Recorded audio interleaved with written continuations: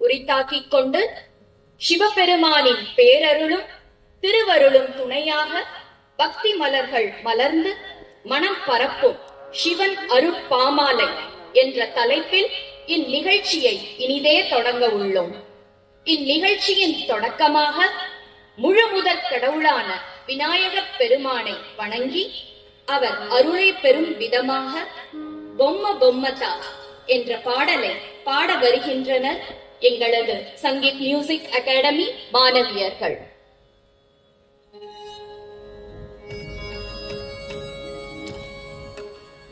பொம்ம பொம்மதா